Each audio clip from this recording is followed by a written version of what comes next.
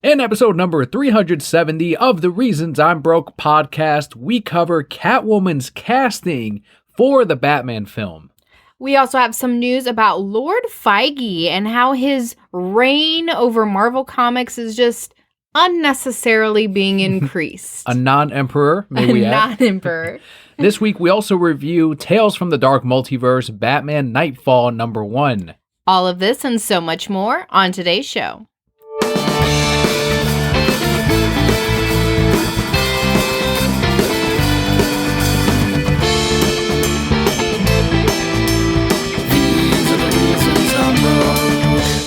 Hello and welcome to your award-winning The Reasons I'm Broke podcast, bringing you the reasons we're broke every single week, ranging from comics, movies, TV, video games, and more. I am guitarist Daniel. And I am Emperor Kelli. For those of you new to the show, the way we format it is first we go through some news, we head into our Patreon shoutouts, which are thank yous to everyone who make the show possible. We head into our comic book review of the week, and then we end it with the Brocat block, which is going to have a couple of listener questions.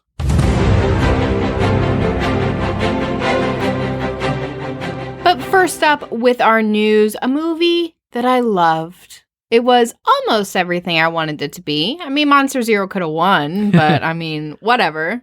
So Godzilla King of the Monsters director Michael Dougherty revealed that a missed Easter egg so far from the movie is the skeleton of, I don't know, some Anguirus guy outside of Godzilla's underwater lair. Did you get a chance to look at the image? I haven't. Do you have it pulled up for me?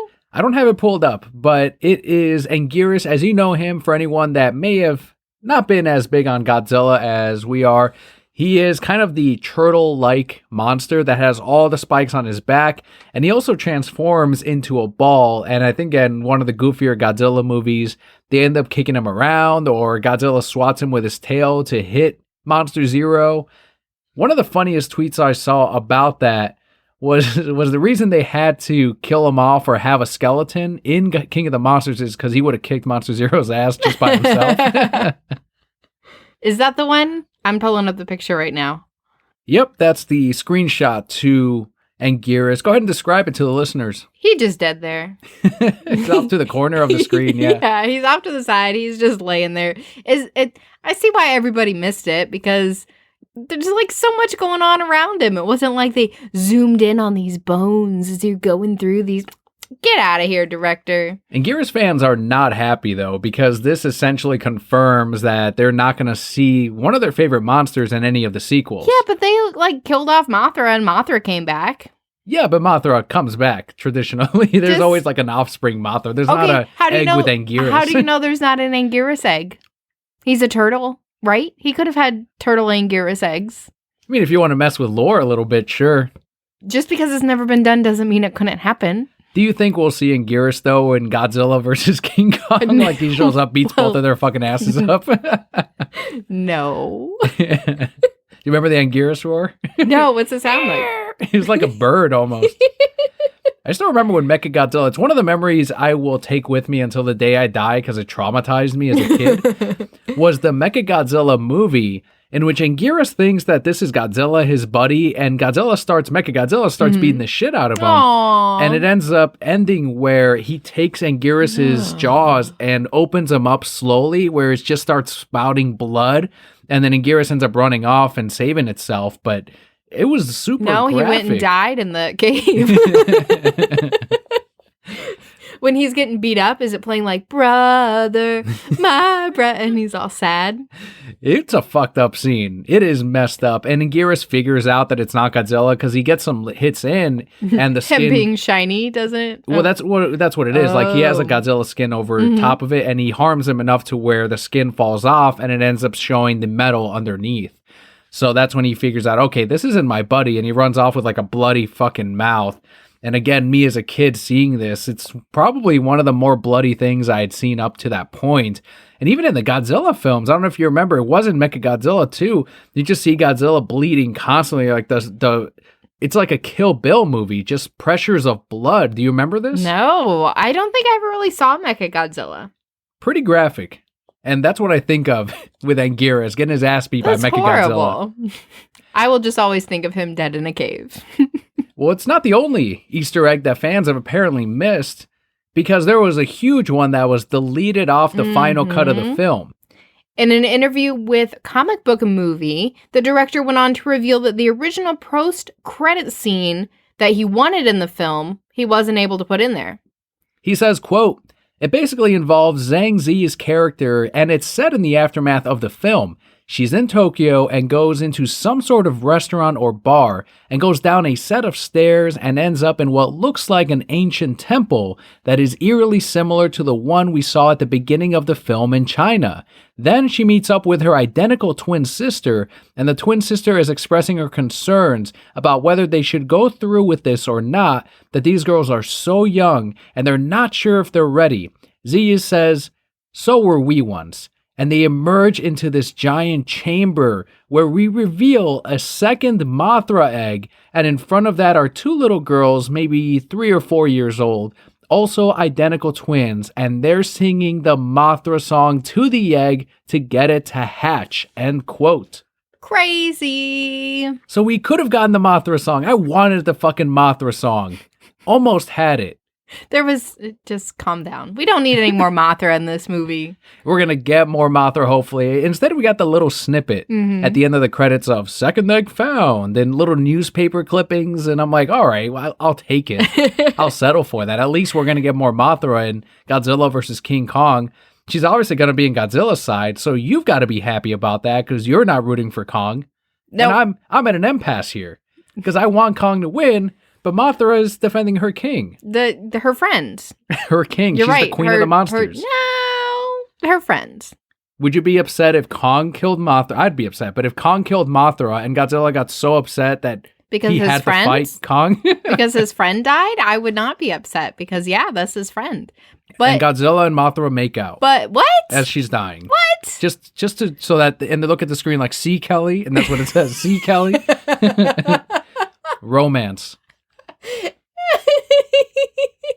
wonder what kind of weird dream I'm in that these two animals, which no animals make out except for like humans, I guess. If I were in charge of this, I would ruin the film like that. Yeah, just you would. To prove a point to you. And then you would lose your job. It's the last one anyway. There's no way this one's gonna. Yeah, but they would never rehire you for anything because they'd be like, Daniel just wants to prove a point. Aren't you that director that made those monsters make out on the big screen? Yeah, I took chances. What, wasn't it a giant flop because of it? This man has balls. But don't let him do anything important. He'll ruin it. Well, we've got some DC film news heading our way with Deadline, who is reporting that talks between Warner Brothers and Jonah Hill to play an unnamed Batman villain in Matt Reeves' film have fallen through. A few weeks back, we had talked about this and how they were going back and forth about the pay, and they were, at that point, saying that it would have been either the Riddler or the Penguin. Obviously, he wanted too much money. That's what it sounds like. And they said, we can find somebody else. But Warner Brothers had also previously been interested in Seth Rogen for the role of Penguin, but no offers or talks occurred. How do you feel about Seth Rogen showing up in a Batman film, of all things? We don't know that that's going to happen, but if they fall back on that choice, talks may end up happening. Right. I don't know that I have a problem with it. Again, I think my viewpoints have changed a lot in previous years about when people get cast for things because they could surprise you, like Matthew McConaughey, who came out of nowhere and like started doing fantastic things in stripper movies. I don't know. He's like, goofy movie, and Lincoln Lawyer. Career change. Done. Yep. and Magic Mike. Best part of that movie. The rundown stripper. He was very into that role.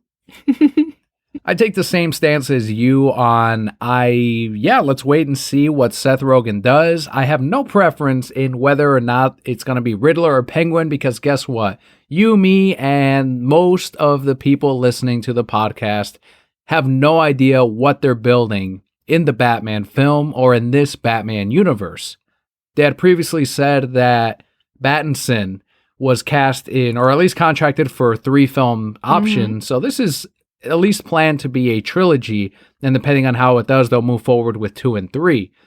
But I'm guessing a lot of that too is you're signing on to a potential 3-film contract. So yes, you're going to make sure that your agents get you the best deal. Of course. And I'm sure a lot of that too is, if this makes this much money, then I need my actor to get this much for the sequel. Because obviously, more than likely, it's going to make a lot more money than the first one. It'll have a bigger budget. Actors want to get paid. And that's why it's a little bit trickier to contract these negotiations during this period at the very beginning. Obviously, so little knowledge is out there, but if you have some, send it our way.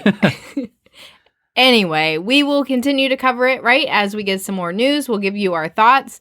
But I think you and I, for the most part, hold the stance of we got to wait and see what happens, because you never know. You don't know.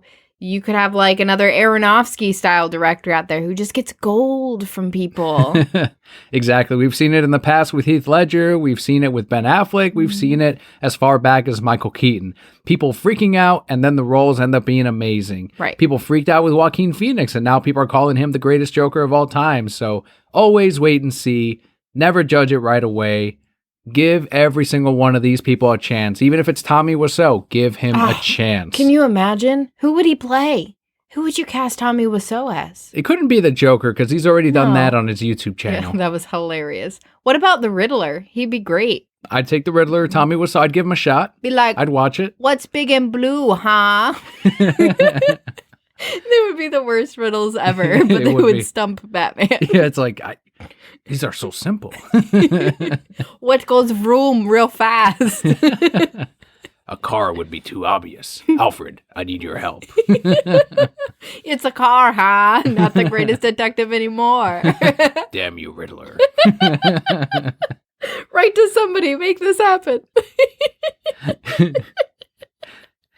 Here's a casting choice, though, that did go through. Actually, I wouldn't mind him as even Catwoman, right? That's even worse because he's already got the long hair. It's perfect. So he's just ready to step in. Hello, Batman. I scratch you with my claws, huh? Can they kiss on screen? He would try, but Batman wouldn't let her. He'd hump his belly button. Oh my god, he would. Oh, I can't. We gotta move on. So we have our Catwoman, Kelly, and it is not Tommy. According to the Wrap, Zoe Kravitz from X-Men First Class. She played Angel, I believe was the character's name. She had the wings, and she was the stripper. Yeah. She's been cast as Selena Kyle / Catwoman in the Batman film. This isn't the first time she's taken on the role of Catwoman, though. Kravitz voiced Catwoman in the Lego Batman movie, and she voiced Mary Jane in Spider-Man Into the Spider-Verse. Fun fact, Aquaman star and my stunt double Jason Momoa is her stepfather.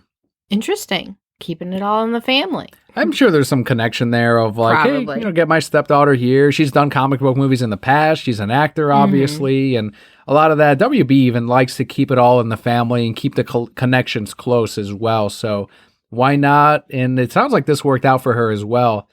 I think the news goes the same as just like a potential Seth Rogen of wait and see. Let's see what happens. Obviously, they have about the same age between Pattinson and Zoe. So what do you think?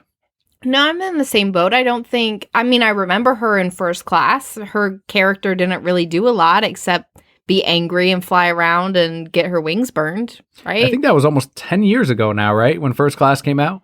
It's been a while. Yeah, it must have been because, like, I'm sitting here thinking, wow, she's so young. But yeah, there's been like 2 other movies since then at least. So. And she's done a ton of work since then, just like Pattinson. I think anyone going that far back, comparing like Twilight or X-Men First Class, and not that they were bad performances, they were obviously geared for those particular movies. Twilight. But, well, it wasn't your Edward, was it? No, it wasn't my Edward. But since then, they've grown, they've done way more films and projects. So let's obviously see what happens. It's great that we're confirmed to have a Catwoman once again on the big screen. It's going to be tough I think my favorite portrayal of Catwoman, aside from Batman the Animated Series, which is the greatest Batman anything of all time, is Michelle Pfeiffer's. And that was a performance that I still don't think gets enough recognition. If Batman Returns, I know this might be bit of a hot take, but if Batman Returns had come out during this period where comic book movies are really taken a lot more seriously in the circuits and the awards, I think there could have been a good argument to have her up for an Academy Award in her portrayal for Batman Returns. I could see it. I had forgotten that Anne Hathaway did Catwoman too, because I was like, we don't count Halle Berry. Not really. Yeah, we kind of overlook her, right? Yeah. I don't know. I'd have to go back and watch that movie again. It's been several years since I've seen it. So, Batman Returns yeah. or okay. Yeah. So I think I would get more out of it and enjoy it more now than previously. How much of this film will surround the relationship between Batman and Catwoman? All of it. 100%. I really don't know. Probably not that much. Do I want all of it to surround them? Yes. They'll at the very least hint at it, right? Yeah. And then set it up for the sequels? And yes. So I think that it's definitely something that they're going to carry out throughout the movies. And so we may not necessarily... I mean, we could even still have Batman and or Bruce Wayne with somebody else during this movie. And then Catwoman just kind of gets introduced, right? We know that she's going to be there. And then they set it up for 2 and 3 for them to get together. Oh, long and drawn out. That's what I need. This won't be the only Batman Catwoman talk we'll have on this episode, as near the end, we did get to watch Batman Hush on the DC Universe streaming service. So there's going to be more talk about that. But the Batman is currently set to release on June 21st, 2021. Like practically there. We're kind of almost there. We'll get a trailer at some point next year. We'll talk about it here. Eventually. Keeping it with the DC big screen, something that we have talked about until you guys are probably like, guys, don't even talk about this anymore. Or you're like, yes, please talk about it more. Or you're like us. And you just want to talk about it more. But the Joker movie, or just Joker, we all call it the Joker movie. It's just Joker movie, has been outperforming globally way past expectations. It has currently generated $543.9 million. It's biting at the heels of Justice League's total box office, and the movie's only been out for a couple of weeks. Joker has now topped 2013's Gravity, making it the new largest second weekend for October. That's insane. The drop from week to week from its opening to its second one was much smaller than Black Panther's, and that's something that a lot of people have been pointing to. Right. I do think some of that contributes to the fact that these people who were on the fence about not only seeing it, because I am seeing some of my subscribers that are like, oh, I heard mixed things, but a lot of my friends are saying that it's great, so I'm going to go see it. And then there's the people who were legitimately afraid of getting shot in a movie theater when, once again, you're more likely to get shot in your own home than at a movie theater, are now like, all right, well, I guess it's safe to go watch Joker. I guess. So now they're going there and they're watching it, and that makes this movie has legs, and it's obviously performing in the way that you would sort of expect from something this controversial and something that's well received as well, not only from critics, but also from audiences. That's what's kind of blowing my mind with it. And, you know, obviously you and I really enjoyed the movie, but I still haven't seen anything negative about it. Because every time somebody talks about it on Facebook, I have to go read the comments, like, right? You know, like, what are people saying? And the worst one I've seen is, I really enjoyed it, but I won't be seeing it a second time.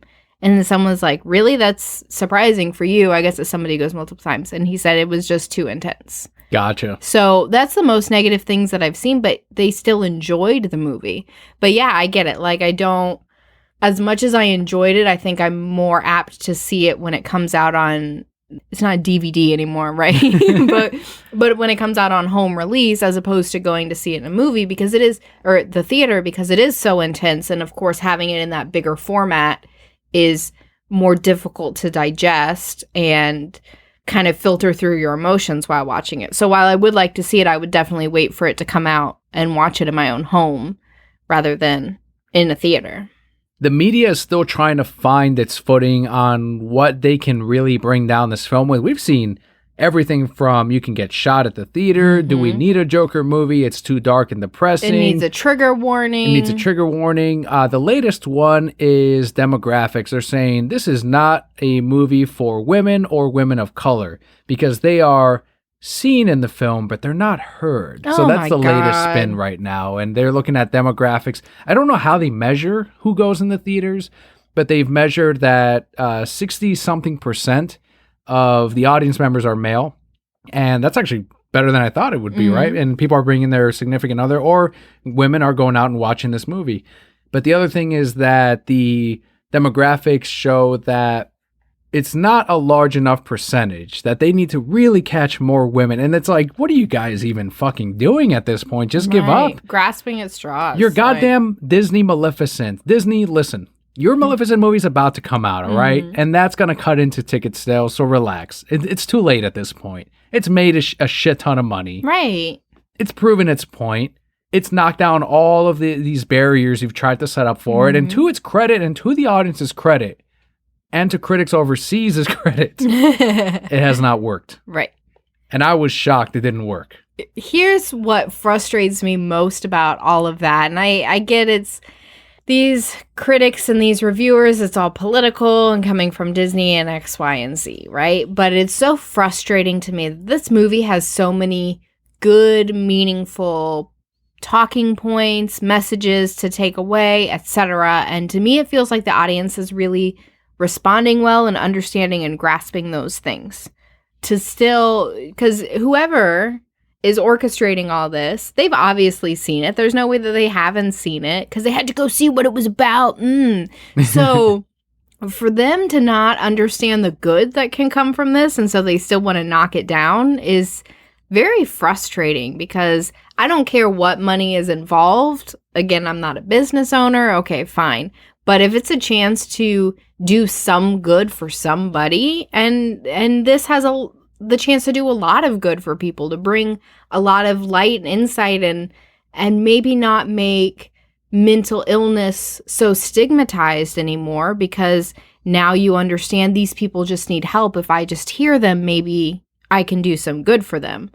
And to continue to try to knock that down because you're threatened, or I don't even know.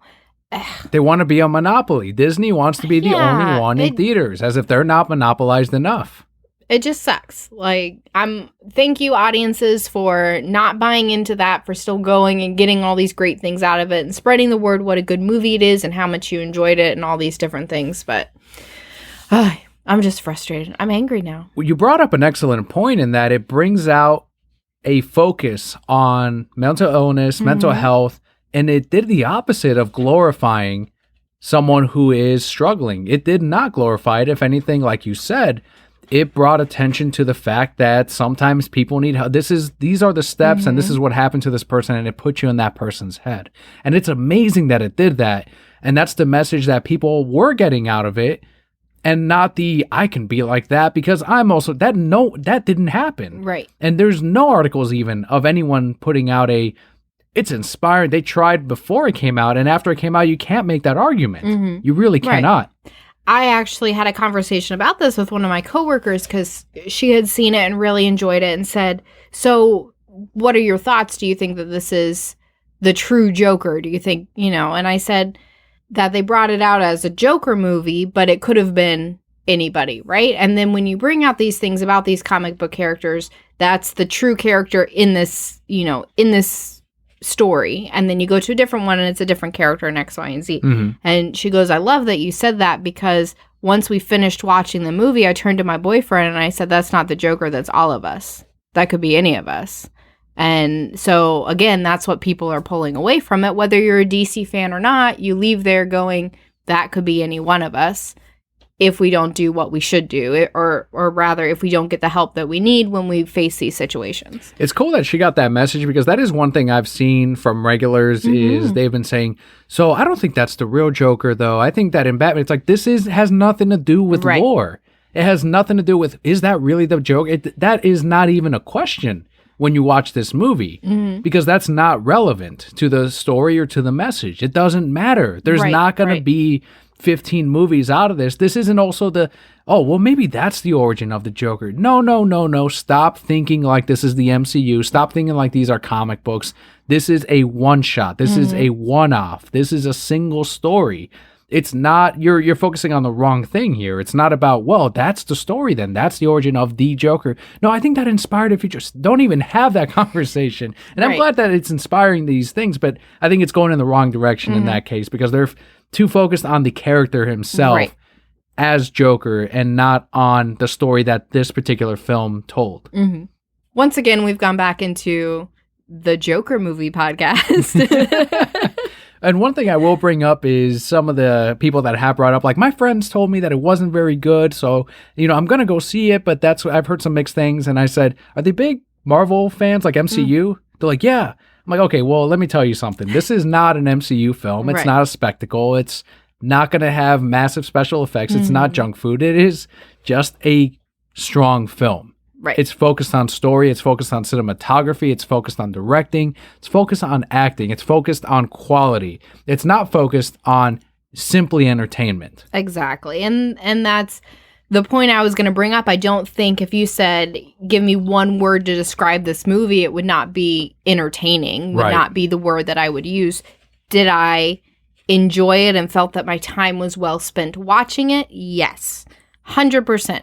But it's not a lighthearted, entertaining movie. It'll be very interesting to see where Joker finally sits at, and we'll try to keep a close eye on it.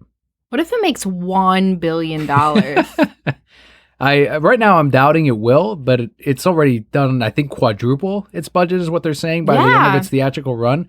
Insane. Absolutely crazy. So I know we could go on about the Joker movie forever and ever. We could just do a second show entirely about our thoughts on what's happening with this movie. We'll make that a Patreon to you. Oof, something.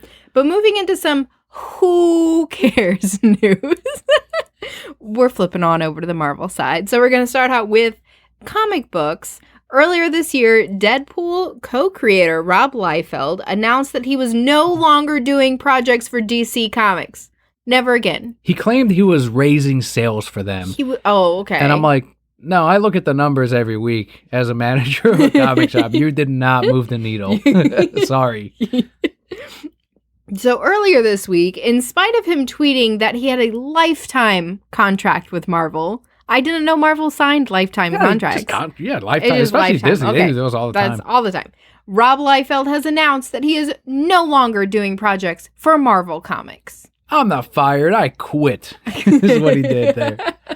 So on October 8th, he claimed that there were quote-unquote shady practices going on at Disney and that he would get his attorney involved. So I'm thinking it has to do with Major X. That's what a lot of people are speculating because he refuses to sign an actual first appearance of Major X, which came out about a week before his Major X #1, which pissed him off because Marvel snuck in. No, this book that is not under your contract, and we're going to put your character in here that's really our character, is the real first appearance, and that probably upset him. Right. Some of these issues seem to come from Marvel's ex-chief creative officer, as Rob was extra happy on Twitter that Joe Quesada was losing his position. So as you all know, I gave Rob the hashtag #BlockMeRobert on Twitter. He'd gone off about the state of DC Comics and was talking about how they were, as a publisher, coming to an end. What? I'm like, are you insane? Look at the pie fucking chart. I mean, you can see how much of He also thought he moved the needle. So. That's true. So as soon as I left, they're going to go under. No, Rob, you're insane. You're a clown.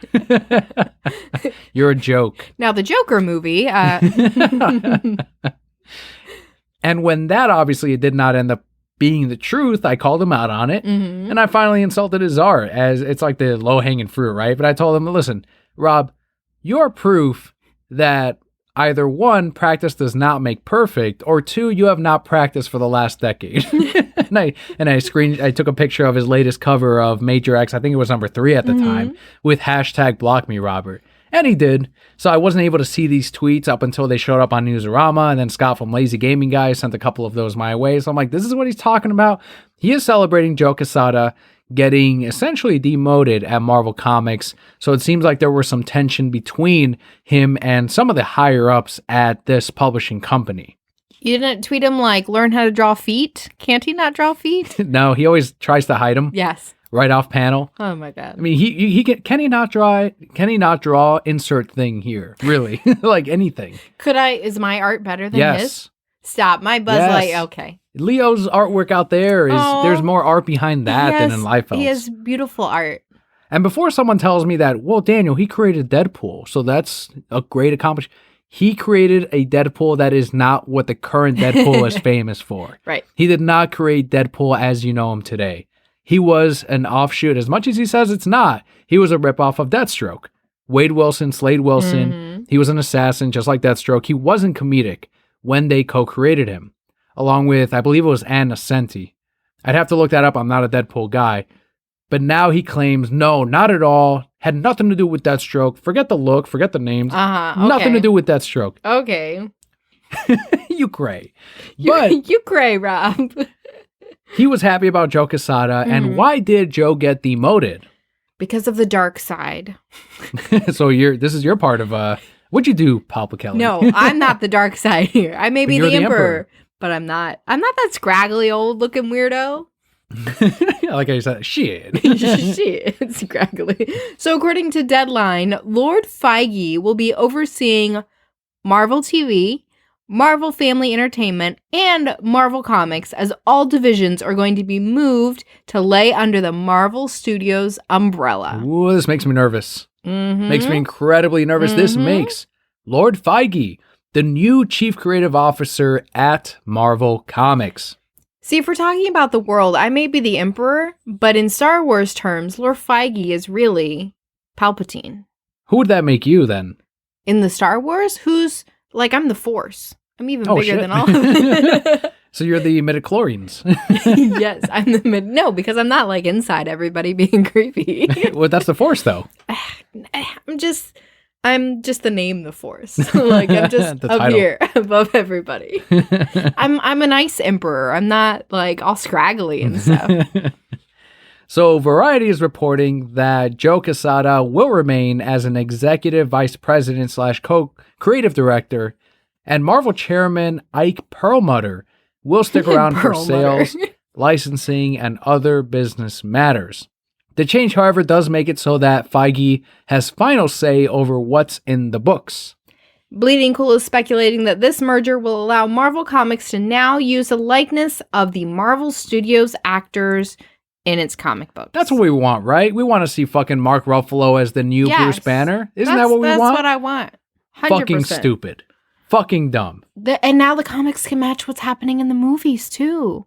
And the fucking sales can plunge. Because guess what? Readers don't want, this is why they buy the comics, because it does something different than what the movies are doing. You don't want to just have an extension of Marvel Studios on the big screen, especially when the superhero bubble bursts in theaters, on the box office. All it takes is one bomb to kill off a whole franchise. Well, and here's the thing. They have to be delusional if they think that the same numbers that are coming to see their movie are also going out to pick up comic books. It doesn't work. You're right. 100%. And there's that misconception of, well, here's what you do. You get the viewers and you put them into comic shops and they will then become readers. That never happens. No. I will tell you that from experience, from all the years that I've worked at a comic store.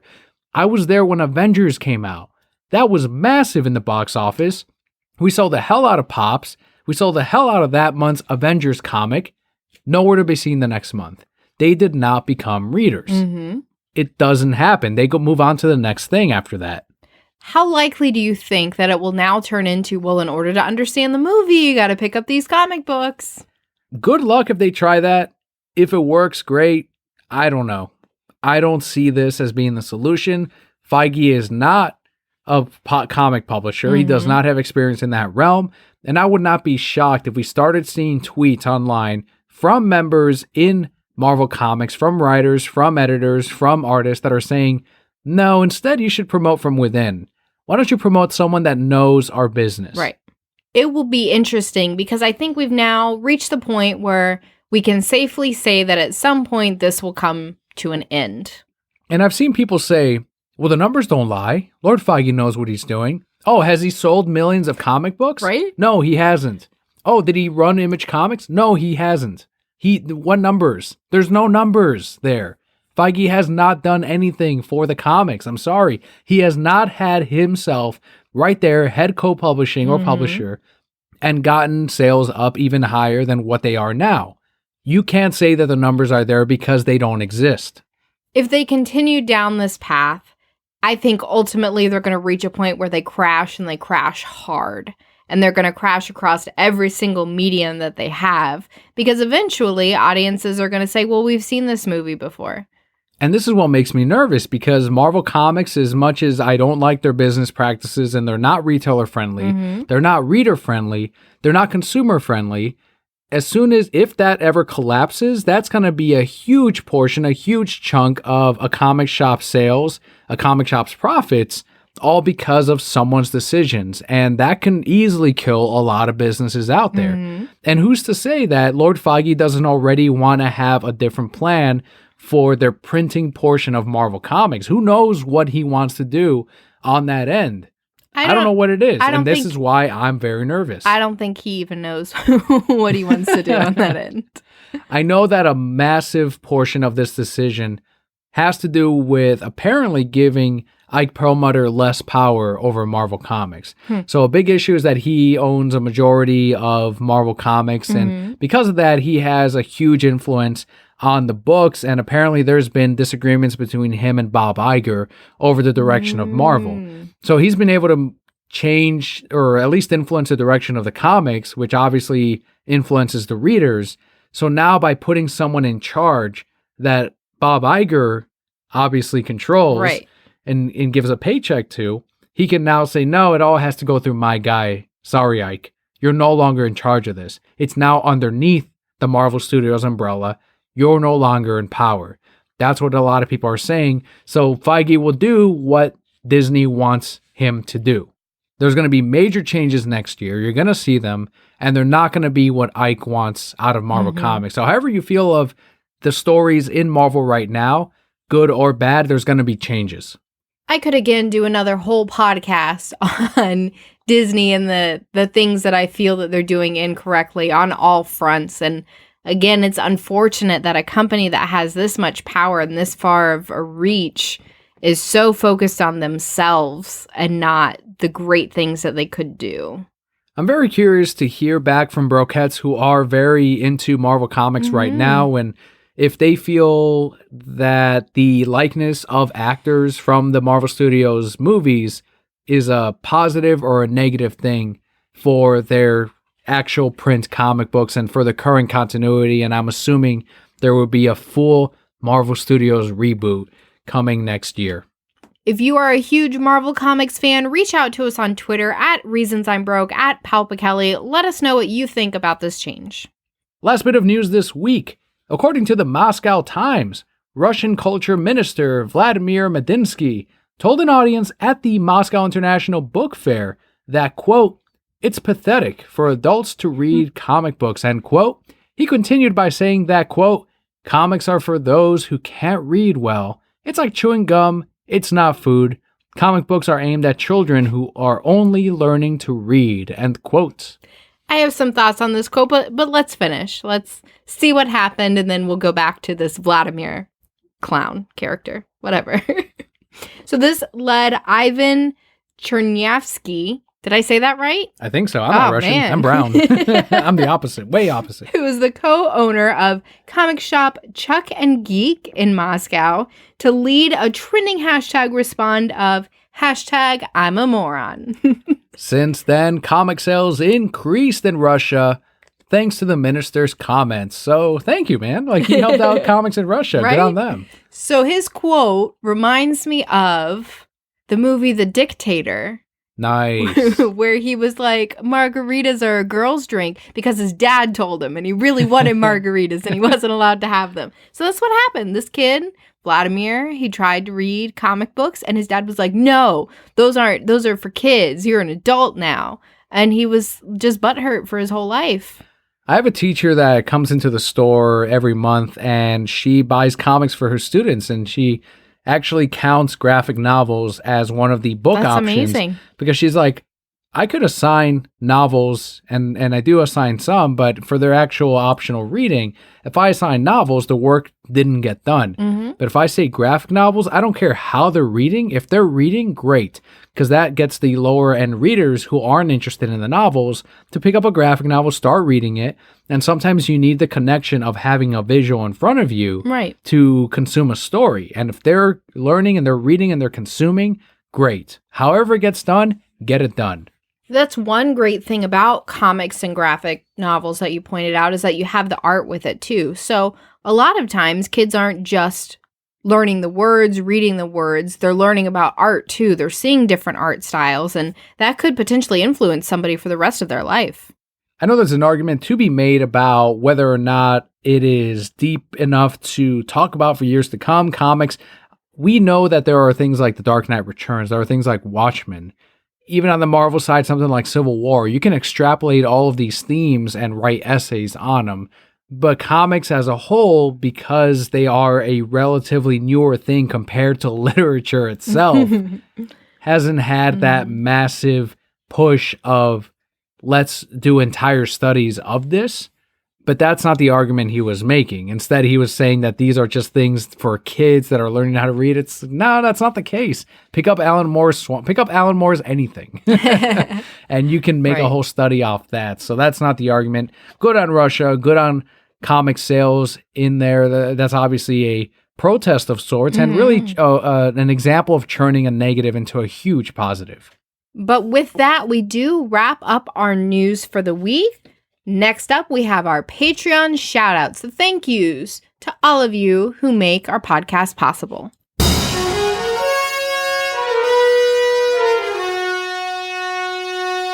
First shout-out this week goes out to Scott on Twitter at LazyGamingGuys and at Pandanime. Scott wants a giant poster of the upcoming variant to Sonic the Hedgehog number 22. It's an amazing cover, and they've killed it with these covers. Scott is one of many subscribers who are down for every cover of Sonic the Hedgehog. So awesome, Scott, and that is an awesome cover. I suggested that he just buy multiples and just make a big mural of that number 22, but he says wallpaper. He says he wants a giant image. Okay. And I'm like, well, you're going to have to bootleg it because I don't think, unfortunately, they haven't made posters yet available of these covers. Our next shout out goes out to Jose. You can find him on Instagram at Kingdom T-shirt. Make sure to follow him on there and click on the link in their profile so that you can check out the many decals and T-shirts that are available. Our next shout out goes out to at Innsmouth_Tide. Innsmouth had something to say about Marvel Comics. He tweeted out, quote, "Maybe Feige can fix Marvel's paper quality. Clean hands, one read-through on a cool October day, and I'm leaving fingerprints behind like it's a murder scene," end quote. And he attached an image of X-Men number 1, unfortunately the Stanley Lau Artgerm variant.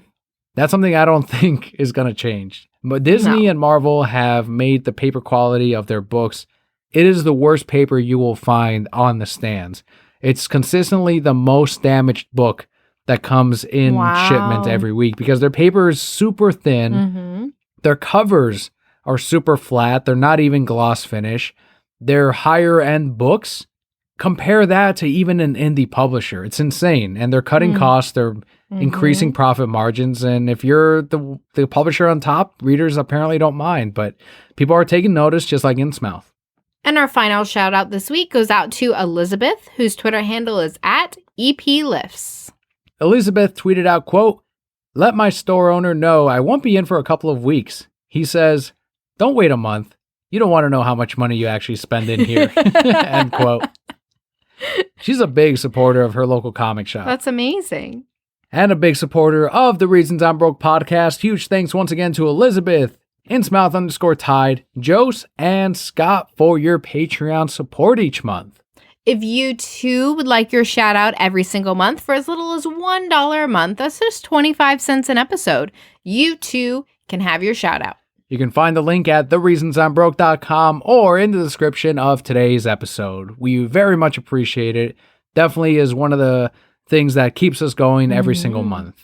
But of course, guys, our podcast, always free. Best thing you can do is let your friends know about us. Spread the word. Christmas is coming up. People are going to be getting new iDevices, new phones. So want to subscribe to some of the podcasts. That's right.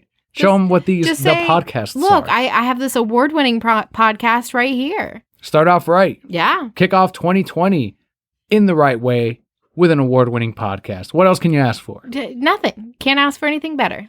But we're bringing you more with our comic book highlight and review this week.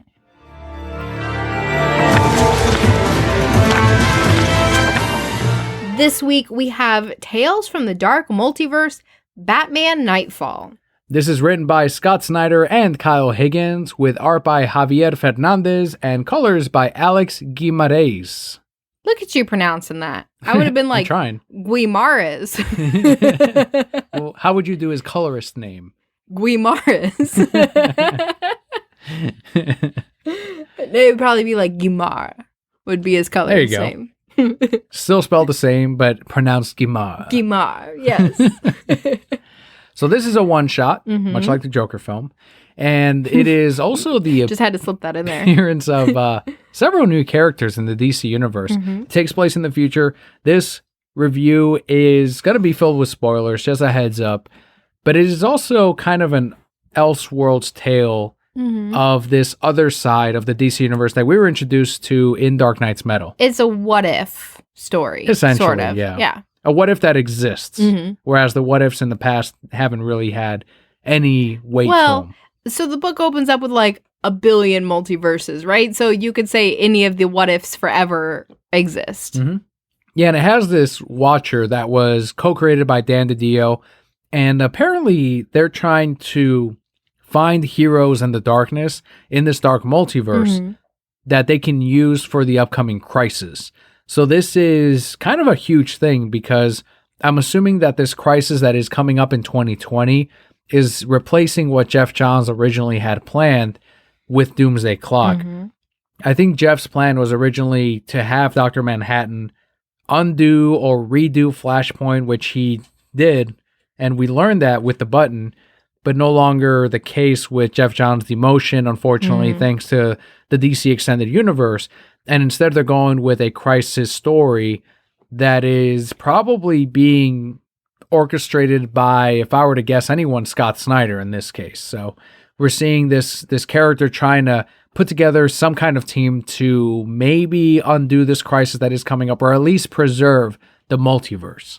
In this particular story, you follow a what if when Batman's back got broken, Azrael took over, and then Batman went to stop him and wasn't able to. Exactly. So Azrael continues ruling Gotham with his flaming fist. His metal suit. Yes, his metal suit, and pretty much... As designed by Quesada, actually. Yeah? When he used to work for DC, yeah. That's cool. I don't know who Quesada is. He's the head of Marvel, or now got demoted. We just talked about him. Oh, we did just talk about it. All these names, they blur together. I remember faces, not names. Gotcha. Sorry. If you showed me his face, I'd be like, oh yeah, my bud Quesada. Joe Quesada, yeah. Oh, with a Q. Yes. Quesada. Okay. Right. I was seeing like C or a K in my head. And anyway, it threw me off. Okay. So moving forward. So Azrael is ruling Gotham and just like killing people, right? There's no more crime in Gotham, but really Azrael is running some crime.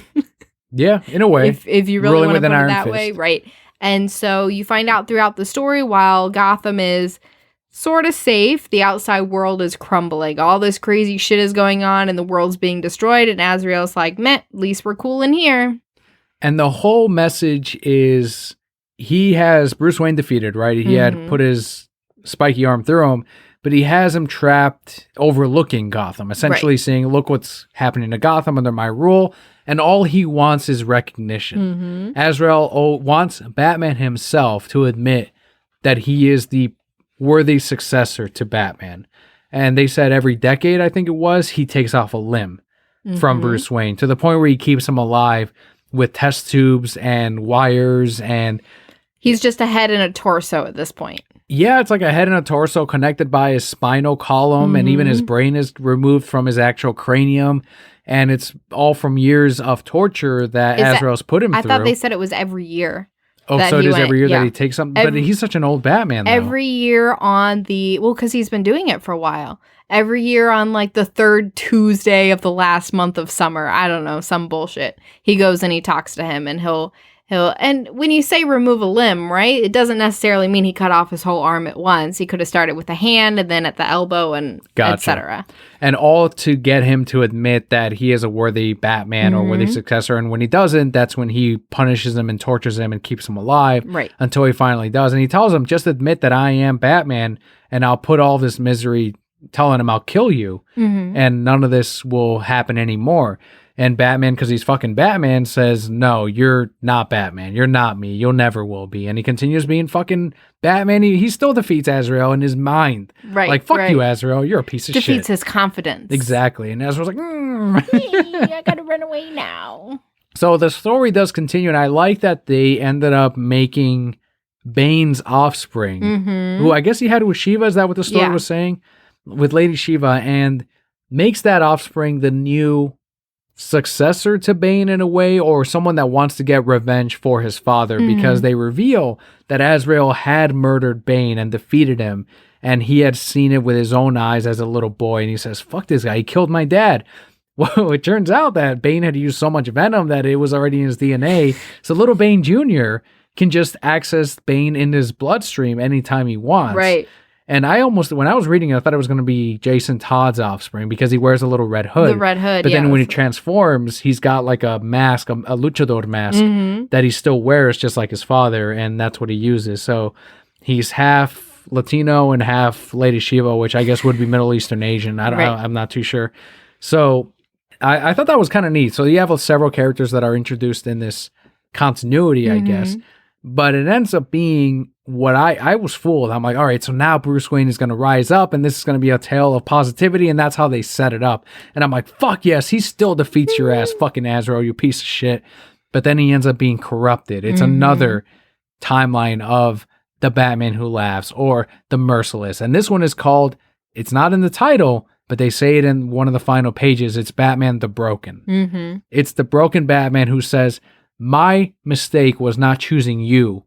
It was choosing someone else when I should have just relied on myself.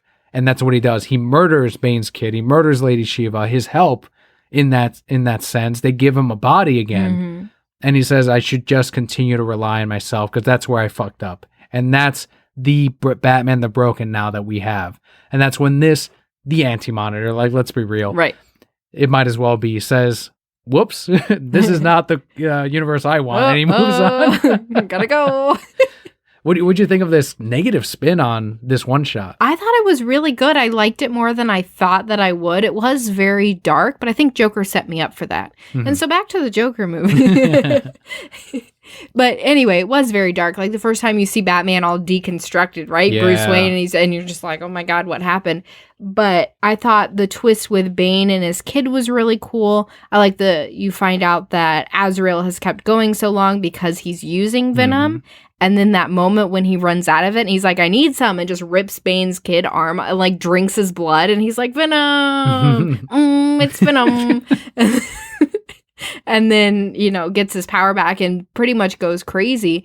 But I think my favorite part of all of it is because I'm like, how are they going to give Batman his body back? But they had like nanite bats. Yes. Which was so cool. So Batman could, because he was just a head now, he just floats with his... He's like a ghost. Yeah, he's like a ghost. And he can use these nanite bats to fly, to destroy people. I thought his design was so cool with the way that they moved and then broke off into like little smaller bats and really interesting things, really out of the box things that they did with this comic that all still tied in really well. I loved reading what was going on in the world too, like the Woodrue virus. I'm like, I know who that is because of Swamp Thing and Parasite, had taken over Metropolis and all these other things where I'm like, show me those stories. Yes. And I don't know, maybe we'll get something else, right? Because the next one is going into the death of Superman, so I'm assuming he never came back to life. And that's the Lois Lane one, right? Where she loses it. Oh, that's right. So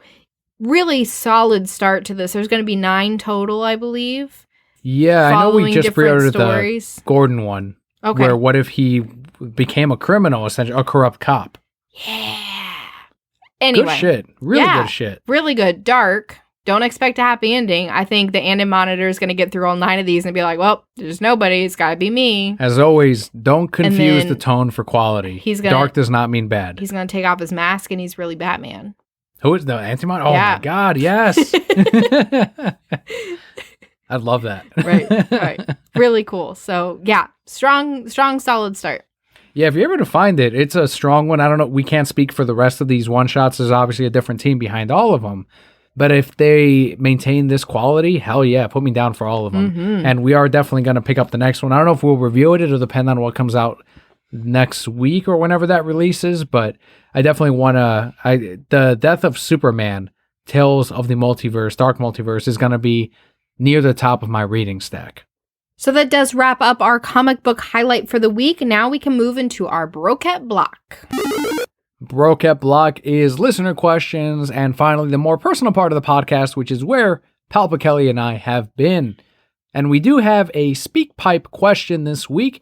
As always, if you want to be heard on the podcast, go to speakpipe.com/thereansI'mbroke. You can find the link in today's description. But here's a voicemail sent in by Twitter user at SW_rim. Hey guys, I'm a huge fan of your show. Just wanted to get that out there first. So my question is I know you are very much for the release of the Snyder cuts. And my question is as much as I would love to see that, I know you all want to see that, and a lot of other people want to see that, is it possible that this is probably just never going to happen? Because DC, WB, I don't think they would allow this movie to be released, in the chance that if it is a great movie and it's much better than what they did release with Whedon's version, they're the ones that end up looking like fools. And I appreciate it if you answer my question, and appreciate you guys just taking the time out to listen to it. Thanks. I have a pretty easy answer on this one, but do you want to try and tackle it first? Mine's a little lengthy. I think to start it off is, of course, there's always the chance of, do I think it won't be? Anything could never not be released at any time. So that's the easy answer. But I think he's going deeper into this on how Warner Brothers will react or how they will look if they release this. I think that they already realized that the fan base and the true fan base behind this release of the Snyder Cut, they already know that Joe Whedon was stupid. They already know that this is not the version that we're supposed to get. And by them, I think they would gain more respect from fans if they went ahead and released it. Yes. Than if, and when I say that, the fans that matter, right? People who don't care either way, they just, okay, like Joe Whedon's is the version that we got, and that's it, fine. They're not the ones pushing for the Snyder Cut. But all the millions of us that are pushing for I don't know, is it millions? Yes. Are we up to millions? Okay. Look at the donations. So the millions of us that are pushing for the Snyder Cut, I think would just have further respect for them and not at any point go, well, now you look stupid because you did it. We're going to say thank you for giving us this amazing version. It's unfortunate that you went this other route, but at least you, and I won't even say own up to it. Like, I don't think anybody would think negatively or worse of them to say, wow, this was so good and it sucks that you went that other direction, because they still gave us the really good version. Yeah, he's focused on the fact that it would be a negative outcome instead of maybe looking at the other one. I think the positive outcome would be, let's say that all the things line up, right? And it ends up being a better cut. People love it. People that weren't pushing for the Snyder Cut watched it and they like it. It would then become a bring back Zack Snyder. Right. You right now have a universe that's not focused on building. You're just doing these different projects. You have room to do a, hey, all right, let's have Zack do a Justice League 2 right over here on the side. And if that doesn't happen, that's fine. But it's still a positive outcome of, this was awesome, bring back Zack. Let's see what he would have done. Do a graphic novel, do a whatever it may be. And if it doesn't, at least they gave us this. People bitch at studios, whether it's gaming or movies, all the time for not honoring the artist's perspective, not doing what they intended. And when a studio actually goes, all right, here you go. This is what was originally intended. You can watch it. You can see it. You can buy it. Their bottom line is not affected by what you think of them. Right. Their bottom line won't matter in 10 years by, well, this is where you fucked up. You should have done this. Them being embarrassed over releasing a cut that is better than what they ended up coming out with, which we already assume we got shit because most people didn't like it. It did the worst out of the entire DC Extended Universe. Has nothing to do with their bottom line, and that's what matters. Them releasing that cut is going to, one, make them a lot of money. Right. And two, they don't give a shit about embarrassment.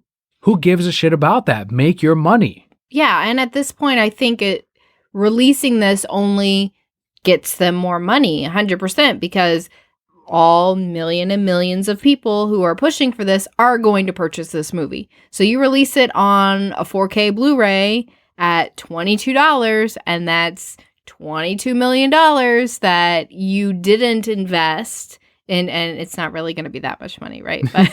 But 40. my Charge point 40, is, I'll pay for it. yes, I don't care. My point is that's money that you didn't have prior that you're not going to have to invest to get this movie finished.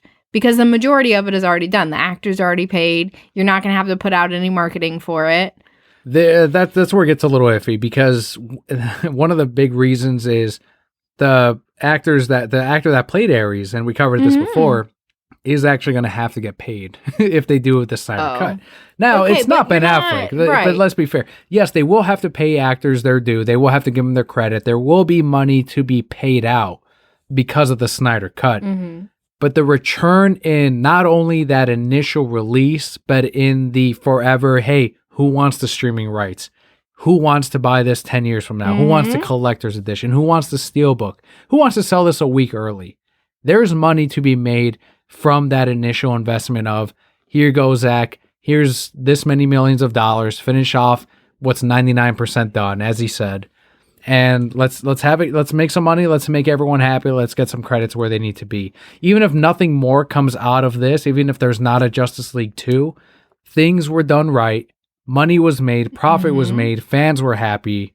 It's simply the right move morally and financially.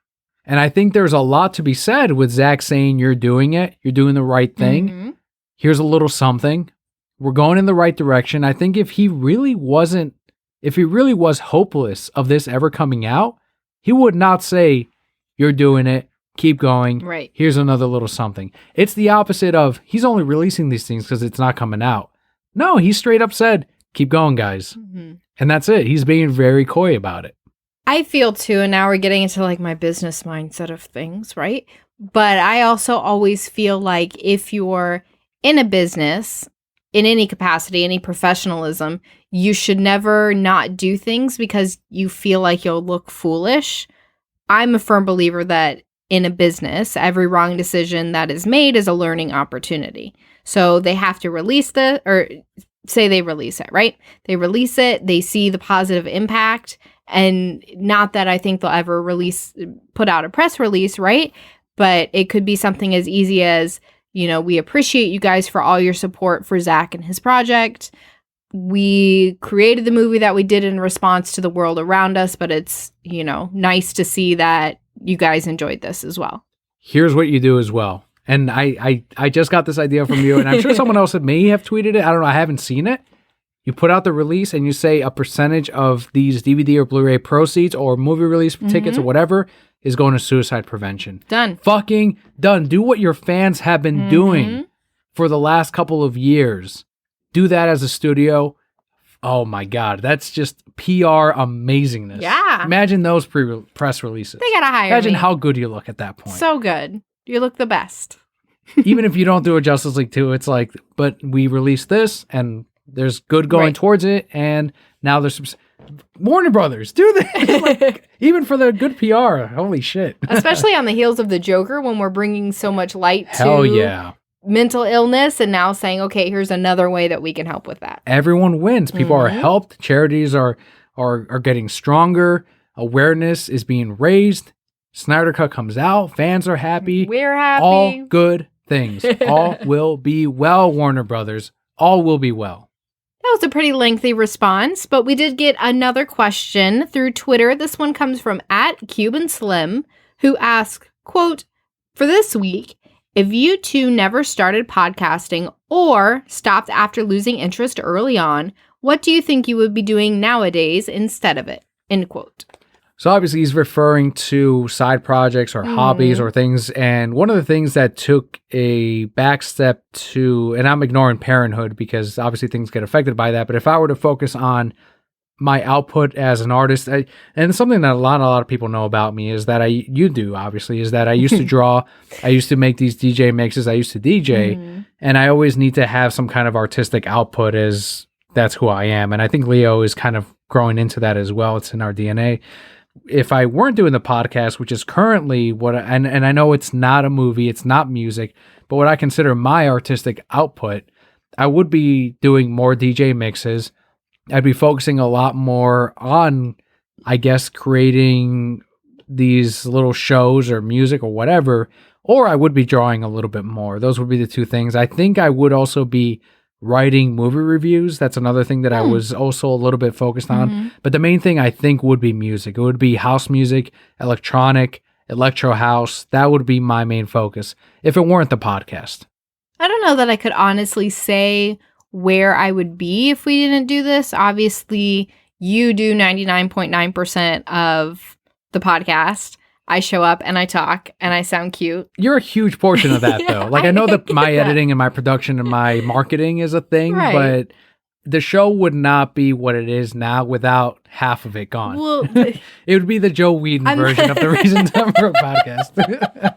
then you'd have to release a press release. And Yeah, a whole different cut, and I'd have to bring you in. But my point in being, whereas you have many, many hours of things that you could be doing differently if we didn't have the podcast, I have 2 hours of my week that I could be doing differently. So I can't really say where I would be, probably already asleep in bed instead of recording, after Leah goes to sleep. I will say I don't know that I would have excelled as far as I have in my career as quickly as I did without it, because there's a lot of things that I've done as far as public speaking and creating training and giving training to people that I think I have done better because of the hours that we spend talking and putting our thoughts into words and presenting essentially to an audience. And I've gotten several compliments throughout my career of, wow, you're really good at that. And then when they find out I have a podcast, they're like, oh, that makes so much sense because this is just something that you've practiced doing a lot. And so I think that this has really kind of led my career too, because I find that I enjoy doing things like that. I enjoy speaking to an audience and training and using my words to help other people excel as well, or give them my thoughts. That's really interesting. I did not know it helped you in that way. I do think that maybe in the world of retail, I've always felt that I've had that ability maybe to talk to people, but I'm curious to see if we were to try another convention panel. I know it's been several years since we've actually booked one, but if we were to do another convention panel, if we would have any difference in actually just speaking the news or talking or answering questions, if it would sound any different than what we do every week. And if it doesn't, then that's crazy. I think my next goal right now is to do a little bit more on the live streaming portion of it, doing some more charity work and connecting with a wider audience without changing our content. So obviously we can cover more Marvel to cover a bigger audience, but that's not being true to ourselves, right? We have to talk about our interests because that's where the passion. True to your heart, you must be true to your heart. Menorah, right? No, that it's Mulan. Mulan. All right. It's Disney, whatever. See, Marvel, Disney, whatever. Time Already and all that. making things. And the Joker. But yeah, to answer your question, Bobby, I think that's where it would be. And obviously we would not have this range of this particular sect of friends and connections. Maybe it'd be different with house music and I know you say you would just sleep if you didn't have this, but maybe you'd have a different, maybe you'd be writing more fan fiction. I don't know. I'm not I too haven't sure. written fan fiction in like 10 years. It would absolutely be a different section of friends, different connections, and I can't speak for this alternate multiverse reality of what could be if I were to be DJing instead. But I will say I'm very happy with the people we do know now. That's a very PR answer. It's very good. Take notes, Thomas Wayne. Don't call people clowns. Don't call poor people clowns. Yeah, You especially you poor. can call clowns clowns. Some of them. Don't call Arthur Fleck that. All right, let's head into something we watched this week thanks to DC Universe. It's going to be a mini review because we are heading into the obviously over an hour mark now, but we did watch the Batman Hush animated movie.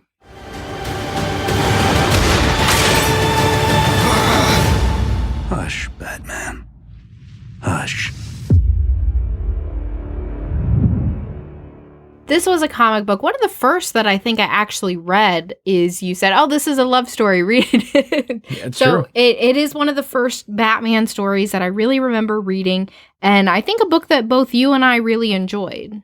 And this is going to be a spoiler review of the Batman Hush animated movie, but honestly, the outcome and spoilers of this are lesser than the comic book, unfortunately. So this is going to be a negative review on my end, at least. I don't know how you felt, but it does fit into the current DC animated universe. It's one of those movies where they made the death of Superman, and then they also did the New 52 Justice League, and all of those things connect into this Batman Hush movie. And that's unfortunate because they don't adapt the work as it should be proper. Right. And I just heard an interview on Word Balloon with one of the producers of the DC animated movies currently, and his defense was, viewers don't just want to view and watch the same thing that they already read about years ago. But we do. We should give them something different. And I said, no, most of the people watching this movie haven't read the comic book. So you're now giving them a lesser version of the story. And I think that's true with both of us. We felt the quality of this story was lesser than the comic book. If you had made Tommy Elliott the centerfold of this like it was in the comic books, and you set up that mystery, it would have been a stronger story. Now, he did say also in the interview that they only had 80 minutes to make this movie, whereas the Batman Hush comic had several months of comics that came out to expand on it. So he said they had to sacrifice the mystery in favor of what he decided is better, which is the Batman-Catwoman relationship. And he said in the comics they could have both. And he worked on Mask of the Phantasm, so he said, why don't we give them another one of those here where the relationship doesn't work at the end, just like in Mask of the Phantasm, and you as the viewer know already that it's not going to work out. And he said that their goal was to make it in the perspective of Catwoman, whereas both were originally unattainable characters. No one sleeps with Catwoman. Everyone sleeps with Batman. I'm sorry. He said no one sleeps with Batman, but everyone sleeps with Batman. And now you see their human... That? They find the human side of themselves in each other, and you as a viewer are a part of that, and he wanted to make that the focus of it instead of the mystery. Then don't do it with Hush. Right. That's true. I'm not a movie creator, obviously. I've never once... I almost failed my screenwriting class back in college, okay? So I don't know that I can really speak to this, but... don't do it with the movie Hush. I think that that's a great story. I did really enjoy the Batman and Catwoman parts and watching them throughout. I felt that with this movie, they were trying to do much, so even that wasn't as strong as it could be. And when they were setting things up, because having come from the comic, I assumed that Tommy Elliott was Hush. So having set up that friendship and him constantly saying, hey, you're kind of letting me down as a friend, the whole time I'm like, oh, what kind of crazy ass twist is that going to be, right? And then you think he's dead, and now Batman's feeling the guilt from that because, you know, he really let his friend down. And I'm like, yeah, and then he really just sewed his face onto somebody else because he's this crazy surgeon. And when he really finds out, it's just going to be craziness. And of course, that's not what we got. There's no payoff. Right. But that would have been just so impactful because he's already feeling this guilt that he's letting somebody who they just say, oh yeah, we've been friends for forever, that you never see any background to that. And then, I don't know. It was incredibly weak. Yeah, they tried to put their hands in too many pots. They tried to make the friendship with Tommy and Bruce stronger, and obviously you have the same outcome of the Joker, no, I didn't kill him, honestly. And you have the same output of Gordon trying to stop Batman, and even that was weaker. Right. And I don't know if that's a result of the fact that I read Batman Hush, and I don't know if the viewers felt that was weaker, where he pointed his gun at Batman. In the comic, he fires at Batman, not to kill him, but he just grazes the suit, and it breaks off the ear, and Gotham's like, I swear, next one won't miss. And it's like, fucking Gordon, man. He's fucking serious, and that's when Batman calms down. But in this movie, that's weaker. And again, I don't know how the viewers are going to view that, and that's a slightly little inconsequential thing, where I'm like, whatever, that's a thing that I can let pass. But when you don't make Tommy Elliott Hush himself, and now you're letting this friendship between Bruce and Tommy really be a backseat, because who gives a shit if it's the fucking Riddler at the end? Right. That has nothing to do with Tommy. And there's no deep connection there, and there's no motivation for Batman to try to stop him. Aside from that he killed Tommy himself, it's like, who gives a shit? You should have made Tommy the fucking focus. And when we sat down and we watched the movie, you break it down scene by scene, there's enough room there to make Tommy Right. the main villain, especially at the end when he's fighting the Riddler and there's this back and forth and oh no, he's getting the upper hand because he's stronger and he has the Lazarus spin, all this bullshit. You could have used those scenes to instead use those flashbacks from the comic books of he's just an inverted Bruce Wayne. He is a Bruce Wayne if they were both kids, and they were, if he went wrong. Mm-hmm. If he himself ended up murdering, I think it was his mother in the original comic book, you had enough time to tell that story, and you didn't. All for the excuse of you didn't want to give viewers the same thing over again. Most of your viewers have not read that story. I don't care if it's one of the best-selling comics, they have not. And then another part that was frustrating to me is, okay, so he's mentioning that they wanted to focus on the love story between Batman and Catwoman, right? In the end, Catwoman lets Riddler die. That would be a huge no-no for Batman, and he doesn't even say anything about it. He's still like, we could be together, and she's like, nah, brah, peace. And like, it's, I mean, more emotional than that, sort of. But, you know, she leaves, and he doesn't even, it's not about we can't be together because you broke one of my rules, and then she says, because you can't change, and then she goes, right? That's all they had to say, but they didn't. He still wanted to be together. Well, yeah, you're right. But she says, you can't change. You're willing to die, and you're willing to leave me for your code. Mm-hmm. All right, I get that. That's kind of a weird... But the comic had a stronger message of his paranoia. Right. When he's willing to still be with her, and she just says, hush. When he's talking, she says, hush, and goes in for a kiss. And that's when he has this, everyone's been betraying me this whole time. The Man of Steel got corrupted by this. How do I know you're not still working for Hush? And that's when he says, no, I can't even let you in here at this point. And that's when she feels like, all right, well, we can't do this then. It has nothing to do with her killing the Riddler. It has to do with his own paranoia and Batman-ness crazy. And he's also, like, you're reading it as a reader even, and you don't know. Like, Catwoman could have been working with Hush. She wasn't. You still don't know. She's in love with him. You know that now, but when you're reading it, you're like, I don't know how deep. That's weird that she would say Hush, though. Like, that would have been a good fucking way to cut that off, just like in the comic. That's just such a Catwoman thing to say. Is it, though? Just hush. When you know that that's his fucking name. Hush. Just hush. Yeah, I think they botched it. I'm sorry. Like, I know what he said and what they were trying to do, and he compared it to Mask of the Phantasm, and he's someone who worked on that. And you even, as a Batman Catwoman fan, were like, no, not really. Yeah, pretty much, but whatever. It is what it is. If you liked Batman Hush, great. Read the comic, you'll be like, oh man, this is an even better version. They botched it. You can buy the trade. I think it's $34.99. Now we've spoiled it for them. In there. It doesn't matter. It's a great, great comic, great story, great journey, and great artwork as well by Jim Lee, written by Jeff Loeb. So before we wrap up, in our personal lives, do you have anything special that happened this week? In case you missed it, last week we had mentioned that the Dead Channel Duo podcast, big friend of the show, Al and Andy, you can find them on YouTube. You can find them on your favorite podcatcher. Just type in Dead Channel Duo.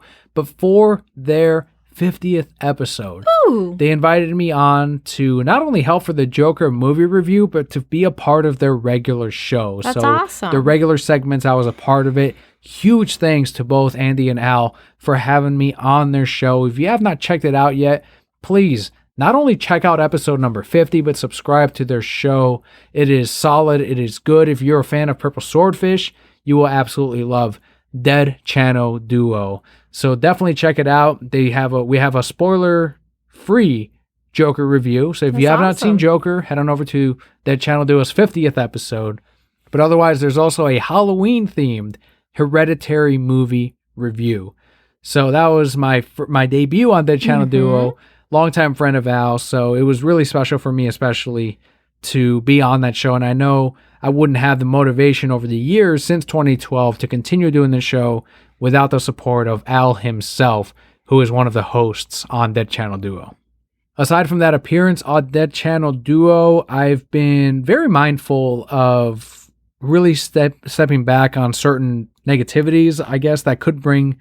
Everyone's been there where it ruins your day or ruins your morning or ruins your afternoon, and just taking a breath, focusing and making an effort to, my thing's been like, well, you're going to die one day. So Stop. like, why does this matter? Like, just take a chill pill, I guess is what some people say. I don't know. Yeah, I mean, that's some never people come say across that. my mind, but it's like, pause, right? Right. And because of that, my output of just being down has been less over the last couple of weeks. And I think that's a huge thing, especially when we're focusing on mental health and putting yourself in, I hate to say it, but the right perspective, I guess. Yeah, the right mindset. Can really make a difference on your days, which build on your weeks, which of course build on your months and years. So that's one thing that I don't have the answer on how you can apply this in your life, listener, but I think the little changes are bigger than you think. And I know that's like a weird thing to say, but it's a snowball effect. I'm very proud of you. That's wonderful. I'm trying to do my bit. It's difficult to get there. I've tried to focus on that a lot myself recently too, and it's difficult when so much piles on in your day, but I find that when I allow that negativity to take over, then I just want to sit on the couch and not do anything and just say, oh, well, I don't feel well, so I don't want to do stuff. Whereas if I say, okay, this happened, move on. Like, then I do the laundry, then I get some cooking done and cleaning, and, you know, I feel so much more productive and better at the end of the day rather than just letting myself sit there and not do anything. I don't know why I haven't taken on the imagery of Paul Dini in A Dark Knight in the graphic novel, where he was just drinking, not going to work after he got beat up in the streets, and just going for months of not contacting his friends, his girlfriend, any of that, and letting his mind just go, just take a break. Just stay at home. Don't go to work. Right. And instead, it was that constant reminder of Batman in his mind going, get up, go to work. And just constantly telling him. And it's amazing that it's just like, that's the voice of refocus, do your thing. I love that. Batman is a voice in your head. Batman's like, I haven't done that, but I should. I don't know how it hasn't happened. That's a great thing to focus on, especially in this month of mental health awareness. So fantastic. I had a very bad day. Today specifically, right? Today specifically.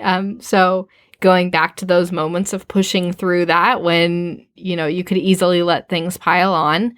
There's a lot. I had some, you know, started out the day already feeling anxious and overwhelmed because it's the first day of my weekend. So I try to get everything done that first day, right? So you try to get all the laundry and stuff done so that you're set up for the rest of the week. That's what you got to do as a parent and as a mom, because I don't just have free time willy-nilly, but I have a lot of projects with work that are coming up and different things that I'm trying to plan out and tackle. Ace had some shots she had to get today. We were like a year overdue on her shots because it just slipped past us last year. So went and took her to that, juggling both kids because you were at work. So it was just me and the baby and the dog, which is already a thing. I didn't have her leash. So, you know, getting them both in there. And she did fine with her shots, but then we got her home and she had an allergic reaction, which she's never had before to the shots. And so that was really terrifying for me to, you know, call the vet and say, hey, this is happening. Like, I tried to remain calm, right? If they told me it was normal, then cool, she'd get through it. But the lady on the phone said, oh, I've never heard of that before. Hold on. And puts me on hold and comes back and says, it's probably an allergic reaction, but bring her back anyway, and we'll monitor her today. And so, of course, you're thinking the worst. Now Leo's ready for his nap, and he's screaming the whole way, and it just all compiled. So I go and I do, you know, drop her back off. I'm crying on the way home because I don't know what's wrong with my dog, and I love her so much and all these things. Get home and the air conditioner is broken. And here we are in Florida, and it's 90 degrees outside, and I'm trying to get Leo down for a nap, and the house is 86 degrees. So Ace is back home, and she's happy, and she's healthy, and she's okay. Right now, yeah. Right now. Yeah. She was at the vet for several hours. Right. Being monitored. For most of the afternoon. And they called me periodically to say, hey, she's doing fine. We gave her Benadryl. She's napping now. She's comfortable. She's not, you know, having an allergic reaction anymore. You were able to leave work a little early and pick her up, which helped because I was at home waiting for the AC repairman to come, and they slapped another bandage on our AC unit. Mm-hmm. And hopefully it'll last until we can the whole thing needs to be replaced. It's twice as old as it should be and still kicking, but it's on its last legs, which I was aware of, but usually there are, small fixes I can do. And one of the pieces just got fried and they had to replace it. And the landlord is out of town, so I'm calling him saying, what do you want to do? Do you want to pay for this? Do you just want to wait and replace it and instead of putting more money into it? Anyway, it's fixed. So we are comfortable again. Ace is happy. Yeah, she's sleeping at our feet right now, comfortable. And that was the main thing of today, of just being stressed. Like, obviously the AC is a huge thing, but AC herself, right. Yeah. Yes. That's I see what you did there. Huge concern there. Mm-hmm. And thankfully, Aaron, my manager, was able to come in. The owner of the store was able to come in and cover. And he's like, no, anytime. He's a dog guy too. And he understood completely. And I'm lucky in that aspect of, he's had several dogs throughout his life. And he's like, no, I get it. Yeah, I'll be there. And thankfully, he was free to do that and cover. And I was able to pick up Ace. And she was happy to see us. And we kept a very close eye on her. And right now, she's calm, she's relaxed, and hopefully she wakes up rested and well and much better tomorrow. But now we got Leo shots tomorrow. So. That's true. I will say, though, it was funny sitting in the doctor's office, or the vet's office. Of course, I had Leo with me, and I was talking to him, and I was saying his name, and there was a woman sitting across from me with this giant dog. Like, it was a horse, like a mini pony. This dog was huge. And she goes, your son's name is Leo? And I said, yeah. She goes, my son's name is Leo. And I'm like, that's so weird. And we started talking more. And her dog's name was Ace. That's crazy. So we just both named both of our children after. That's insane. Like, yeah. What are the fucking chances? I have no idea. So I didn't want to be like, are you a Kelli married to a Daniel? Because I would have just freaked me out too much. I'm a Kelli with a Y, though. And a Daniel with a Y. What the hell? Goes by Danny. So, yeah, it was, that was like one cool thing that happened. And I had a great review with my boss this last week. So nice. My career is continuing to go in a positive direction much quicker than the last 10 years I spent at my previous company. So it's good to hear. That's very good to hear. That's wonderful. But I think that is where we're going to go ahead and wrap things up for this week, Brocat Core. Thank you so much if you've shared the podcast with a friend. If you've just discovered, if this is your very first episode, we hope you found enough to enjoy the show and to come back next week. Thank you guys so much for tuning in. I am Emperor Palpa Kelli. And I am Guitarist Daniel. And Brocat Core. All will be well.